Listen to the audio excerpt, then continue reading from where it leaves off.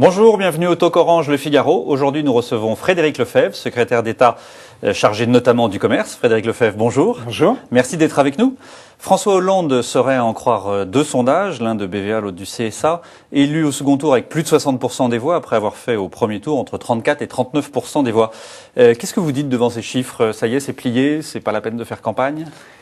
Vous savez, les sondages, notamment la répétition, l'automatisme des sondages, on l'a vu dans le passé d'ailleurs, ne remettent pas en cause l'intelligence des Français, leur capacité d'analyse, leur capacité d'évaluer.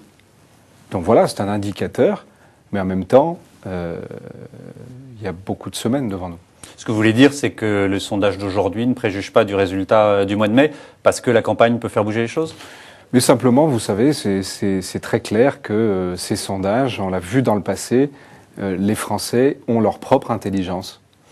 Est-ce que ça ne reflète pas quand même une dynamique qu'il y a à gauche et qu'au fond, François Hollande est un candidat plus dangereux que n'aurait pu l'être Martine Aubry pour vous? Alors, je vais peut-être vous étonner, parce qu'on sort d'une période où on a beaucoup entendu parler de l'élection présidentielle, avec notamment les primaires.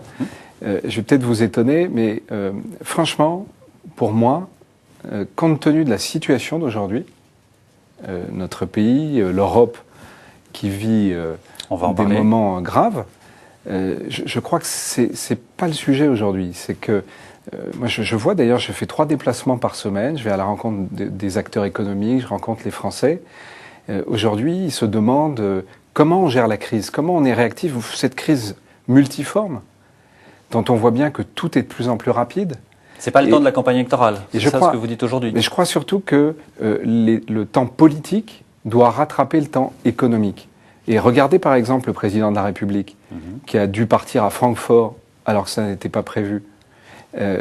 Voilà, je crois que c'est ça qui se passe aujourd'hui. Il faut être totalement, et moi je suis membre du gouvernement, je suis ministre de tous les Français, il faut être totalement investi dans cette action à un moment où le monde, l'Europe vit son heure de vérité aujourd'hui. Alors justement, il faut quand même répondre à ce que peuvent dire les socialistes. Je vous propose de réécouter ce que disait François Hollande dimanche après sa victoire. C'est le rêve français que je veux réenchanter, celui qui a permis à des générations durant toute la République de croire à l'égalité et au progrès. Et c'est pourquoi j'ai fait de l'école de la République la grande priorité de ce qui pourra être demain mon prochain quinquennat. Réenchanter le rêve, c'est, quand on connaît la situation économique de la France, de l'Europe, c'est quoi, démagogique ou au contraire c'est donner un espoir parce qu'il faut que dans une campagne présidentielle il y ait ce genre d'espoir? Encore une fois, moi j'ai pas envie de polémiquer avec François Hollande. Moi, ce que je voudrais dire à tous ceux qui nous écoutent aujourd'hui, c'est que la situation est grave. Je pense que le moment est venu d'une vraie prise de conscience. Et je vous dis le fond de ma pensée, ce que je ressens profondément. Quand on fait de la politique aujourd'hui, on doit avoir une nouvelle exigence. Parce que pour les générations futures, on ne peut pas faire la politique comme d'habitude, on ne peut pas faire comme si tout était comme d'habitude.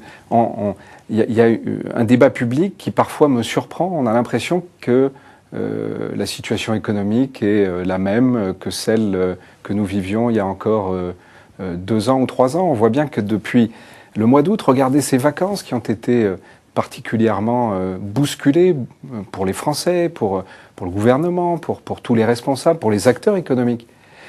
Voilà, je crois qu'on est dans un temps particulier qui impose une attitude particulière et qui demande beaucoup d'exigence. Je crois que ce mot exigence est un mot important. C'est pas le cas de François Hollande, ce que vous dites? C'est-à-dire que là, il est parti dans une Encore campagne, une fois, donc lui n'est pas dans l'action. Non, quand je dis ça, je n'attaque pas particulièrement François Hollande ou la gauche. Non, mais vous dites le gouvernement Nicolas Sarkozy, lui, est dans ce temps-là.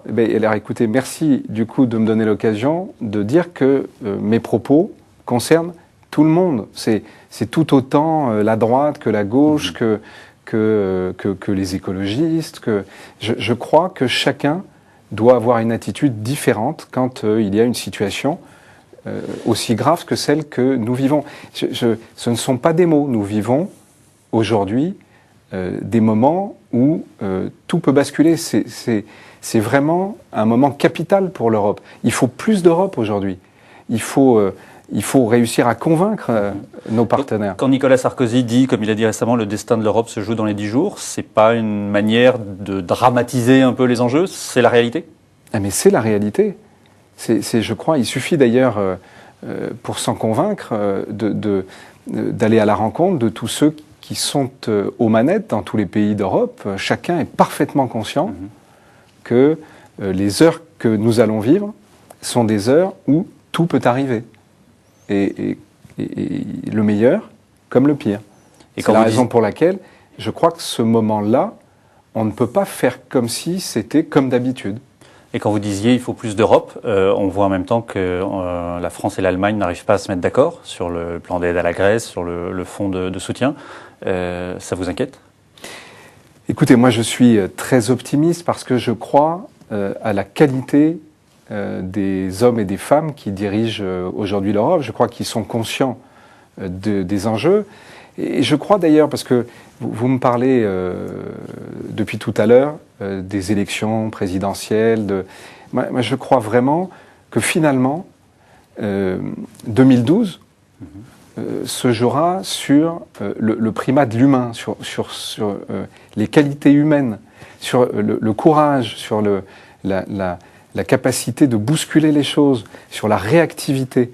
De la même façon qu'on est en train de jouer la capacité de l'Europe de réagir face à cette crise sans précédent, multiforme, je le disais tout à l'heure, justement à travers les qualités humaines des hommes et des femmes qui aujourd'hui sont aux manettes de l'Europe. La campagne se jouera aussi sous la surveillance des agences de notation. La note AAA de la France est sous surveillance. Alors on a entendu l'UMP dire bah oui, mais ça c'est la faute du Parti socialiste, du projet du PS. C'est pas un peu facile comme argument?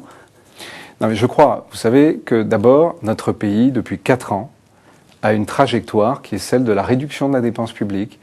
Le président de la République a voulu conduire des réformes qui sont des réformes difficiles, qui parfois font prendre le risque de l'impopularité, quand, avec détermination, il décide de mener à bien cette réforme des retraites, quand on décide de faire le non-remplacement d'un fonctionnaire sur 2. On ne le fait pas pour se faire plaisir.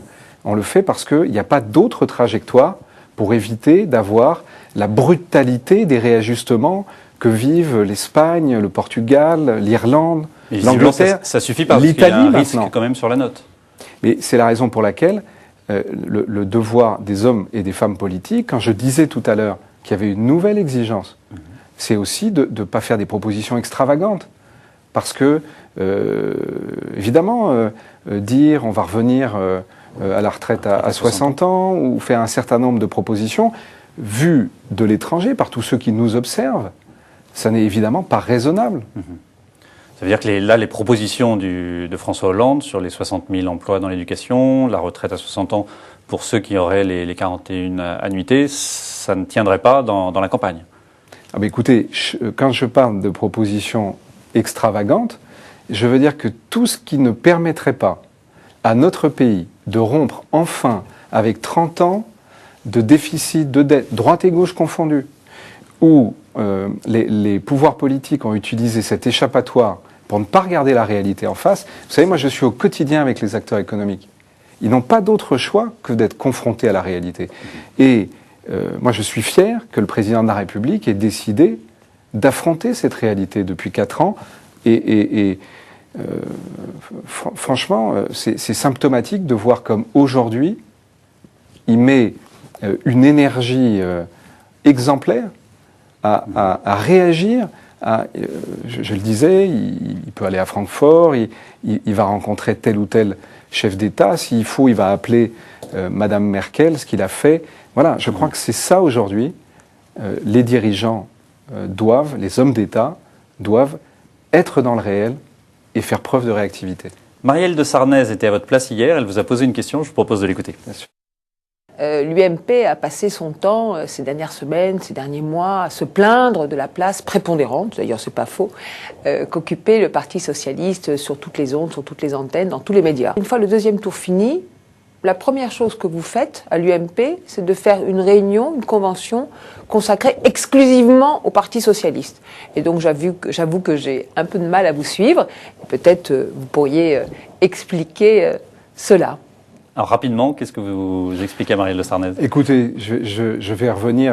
Marielle de Sarnez n'aurait peut-être pas posé la question si elle m'avait entendu au début de cette émission. Puisque ce que je veux dire aux uns et aux autres, et je le dis autant pour la droite que pour la gauche, c'est que la période que nous vivons doit amener des comportements différents. Chacun doit faire preuve de retenue. Il y a une nouvelle exigence, et je le dis à Marielle de Sarnez, comme je le dirais aujourd'hui à n'importe quel responsable politique. Frédéric Lefebvre, merci d'avoir répondu à nos questions. C'est moi qui vous remercie. À lundi pour un prochain talk.